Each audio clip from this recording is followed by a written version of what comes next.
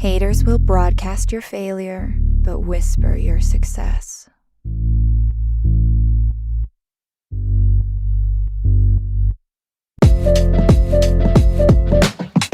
Hello, and welcome to the Basket Case Immersive on Natalie Ryan. A Basket Case Immersive is a deep dive into the narratives from the previous episode to try and understand what's going on between our ears in those moments. When we shine a light on the human pitfalls of play, you can add action and awareness to your bag of trick shots next tournament. Think of everything you're about to hear as a jumping off point for you to discover what works for you and your own mental game, so take it or leave it. Also, the advice you're about to hear is conversational, not clinical. I'm not a mental health professional or a sports psychologist, but I do strongly believe that if you've ever had your mental game fail you, you're not weird. In fact, you're in good company. Let's get ready to flex our mental muscles and gain momentum. Come on, y'all.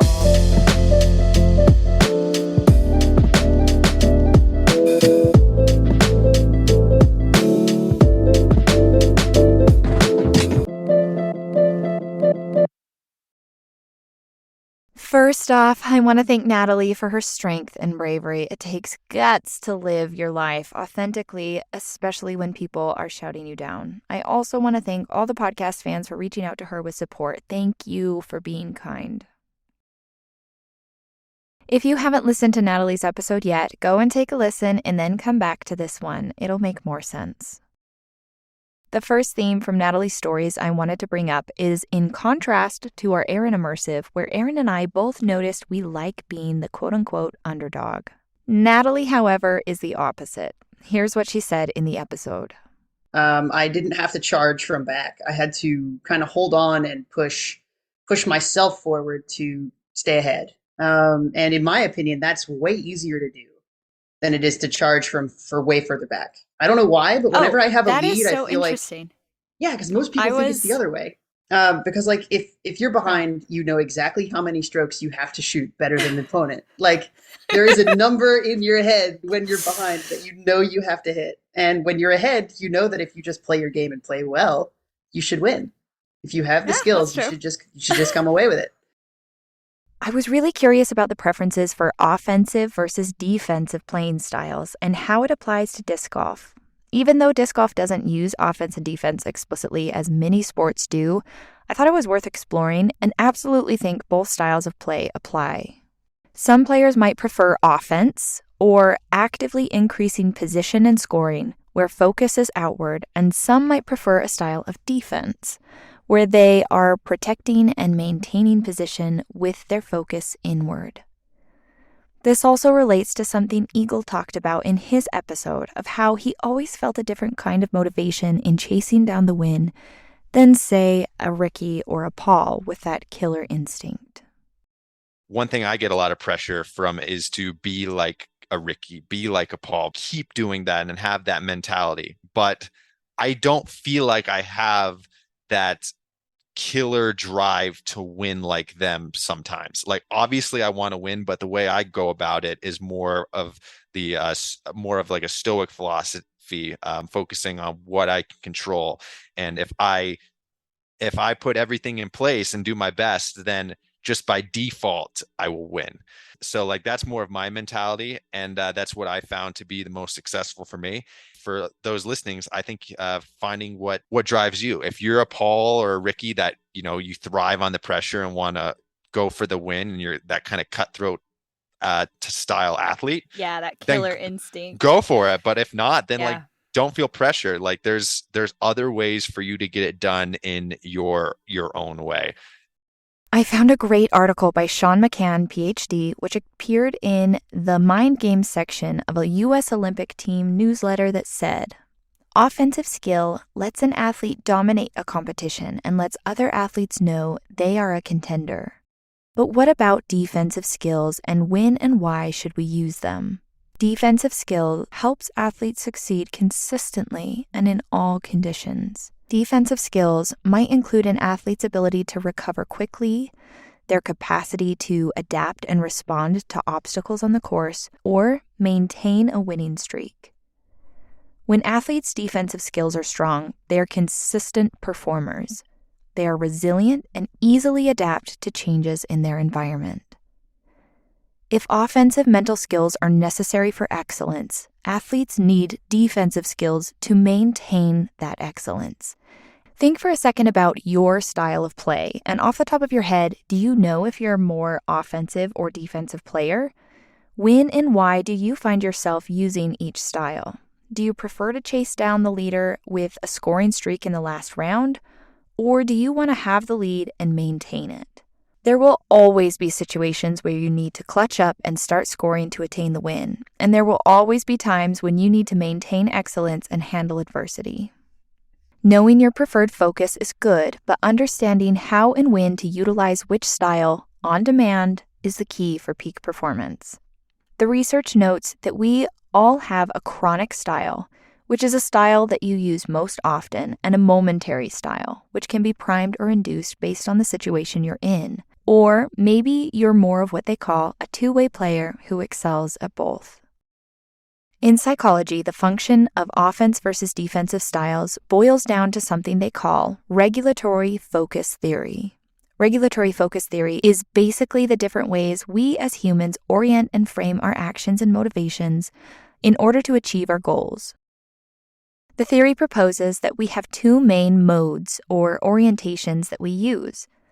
For the sake of simplicity, I'm using those terms very loosely grouped, where a defensive playing style represents prevention and assessment qualities, and the offensive style represents promotion and locomotion. They have a nifty questionnaire that they use for research studies that helps measure your attraction to either assessment or locomotion, called the Regulatory Mode Questionnaire.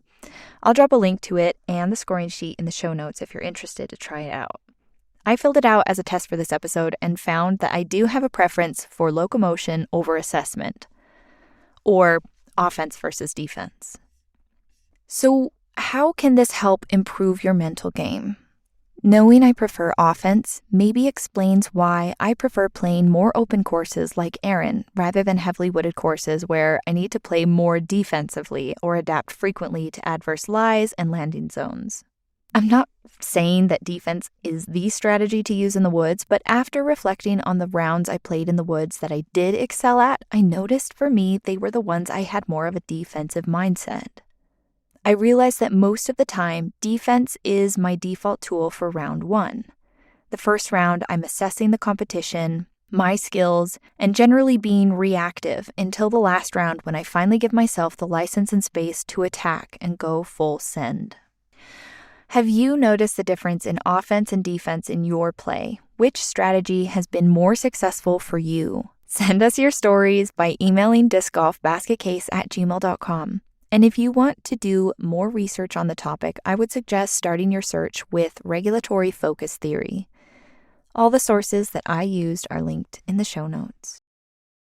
Next up, something Natalie mentioned about reading her opponents and momentum at OTB. I was on the card with her. We both tried to throw that, and I succeeded. And I think because I succeeded, it kind of got in her head a little bit. She knew I was charging from there. So seeing that kind of reaction physically from someone, not like verbally or anything, but like noticing that they're a little bit stressed makes it, I don't know, makes it a little easier to kind of focus up and put that extra effort in.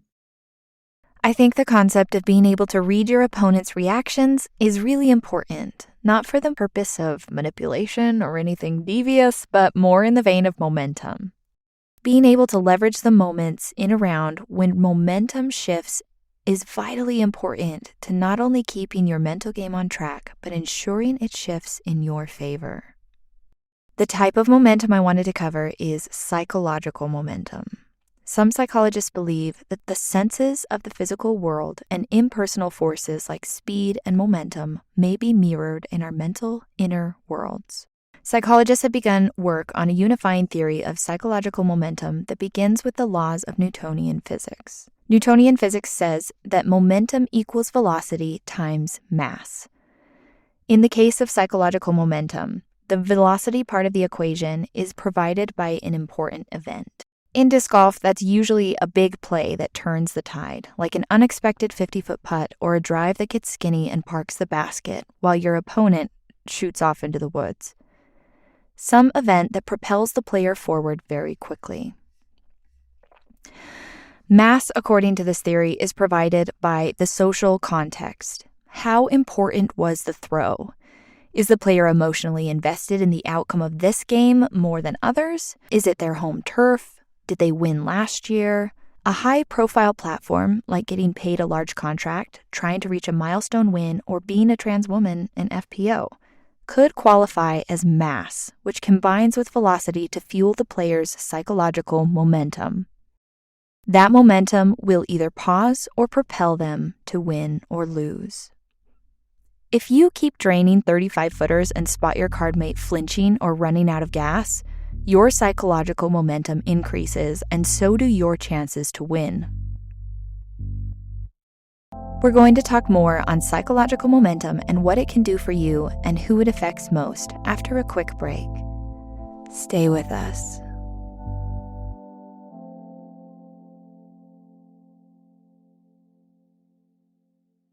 If you're listening to Basket Case, you will likely be getting some new disc golf gear soon. Some of my favorite discs I've owned I found at infinitediscstour.com. They have pictures of every disc, so you can find a disc that has good vibes and know exactly what you're getting. They carry basically every retailer, so that obscure favorite that just went swimming could be replaced after all. You can also sell them your used or new discs that don't work for your game before you throw them in the water, so someone else can. If you're a TD, their payout and sponsorship options can streamline the whole process for you and allow your winners to get what they want. They do player packs and trophies too. Check out what they can do by going to infinitediscstour.com. That's infinitediscstour.com.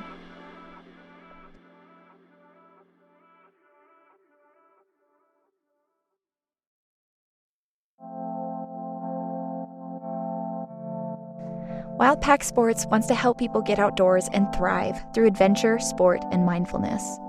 If you're looking for more control or stamina in stressful situations, their mindfulness sessions can help you develop habits to use on and off the course.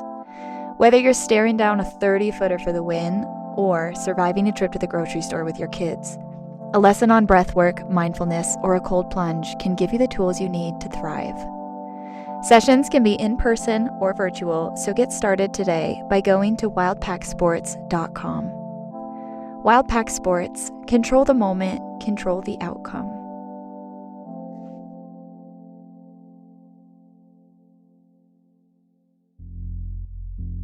There is a saying in MMA that a fighter is only as good as his last fight. If he loses his last fight, he'll have a harder time winning the next one, and the flip side is also true. He'll be more likely to win if he won his last fight. Winning and losing affect your mental state, which affects your behavior and thus your performance. When you win, you gain psychological momentum, making you more likely to win again.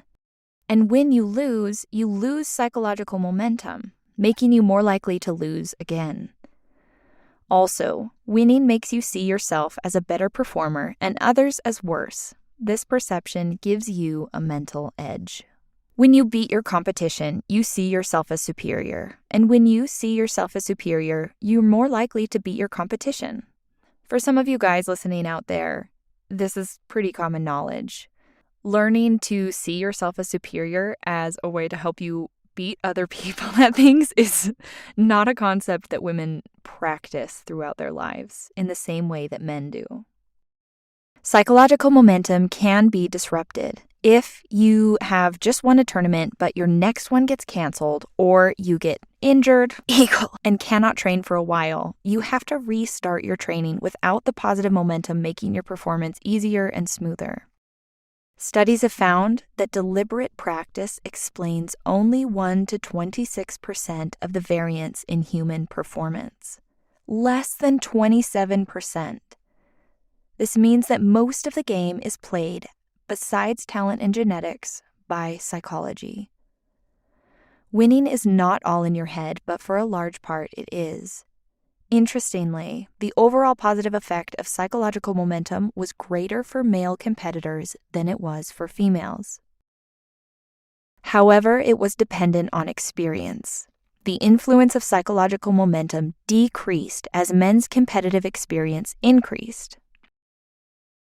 So the more experienced they were, the less it mattered. What this says to me is that the high-level male athletes know this tool and use it, probably implicitly, without even realizing. Men looking to level up can use this tool for an edge over men with less experience. For women, the less experienced they were, the less it mattered, meaning psychological momentum was most potent when women were experienced athletes. To me, this says that most women aren't doing this inherently, whether from nature, nurture, or a combination. So employing the tool of psychological momentum might give you an edge in competing against other FPO women. So what can you do about it?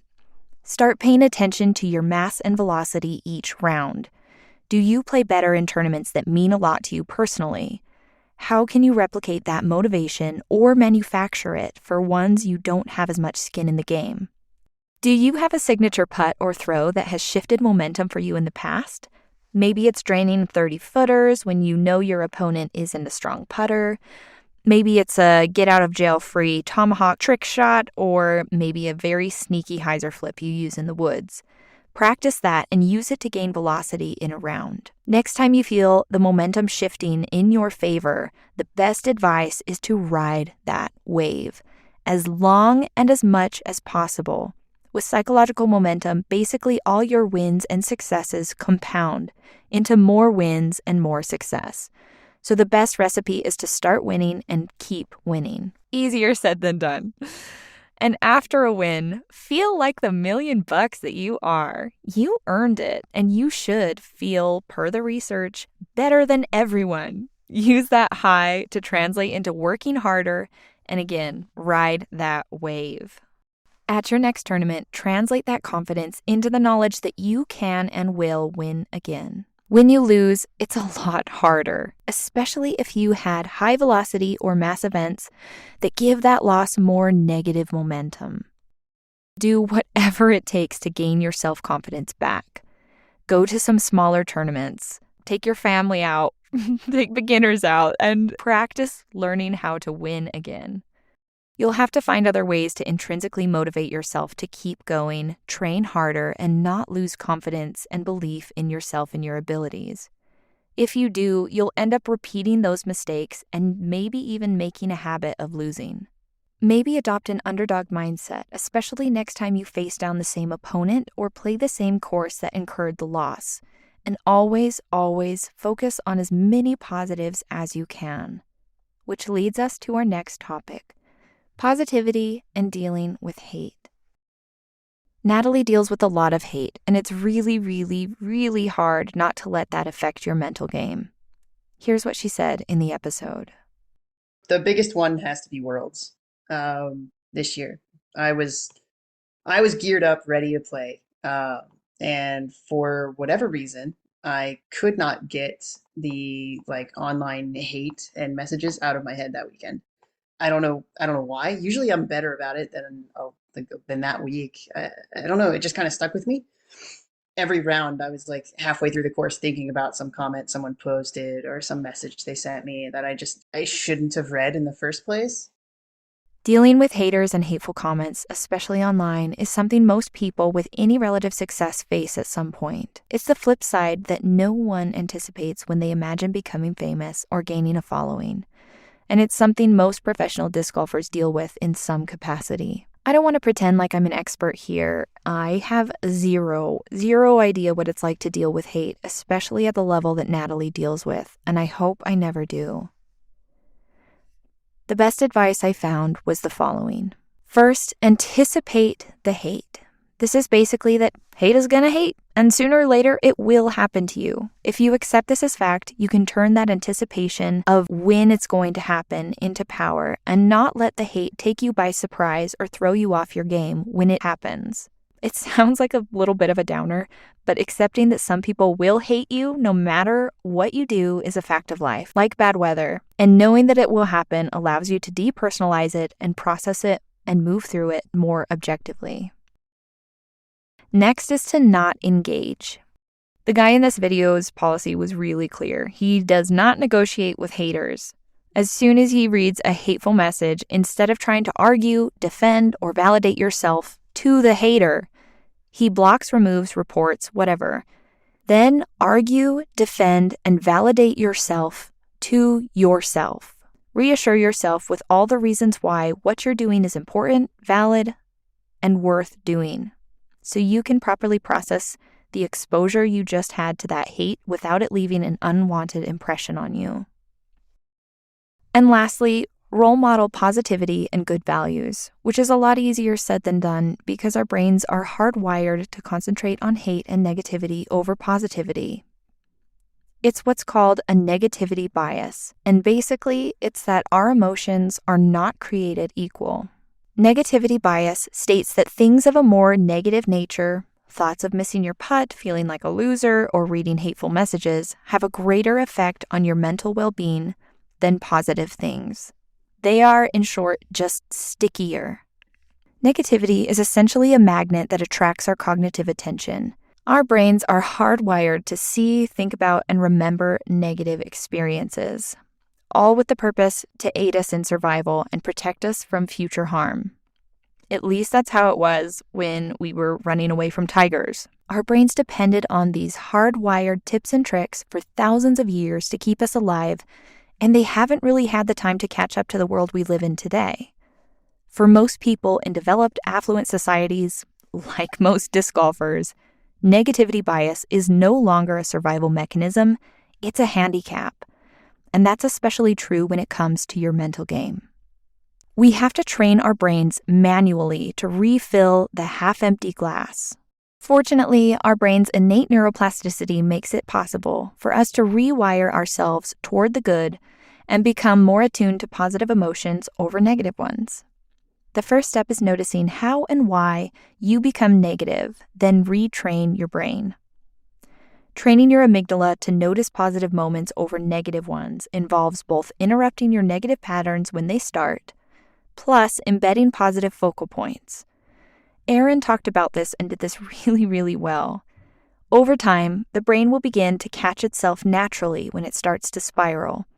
I also saw some things like positivity journals, daily affirmations, and mindfulness techniques. And most importantly, be kind. Everyone you meet has something that's digging at them. That's it for the show today, guys. Time to read some listener sends.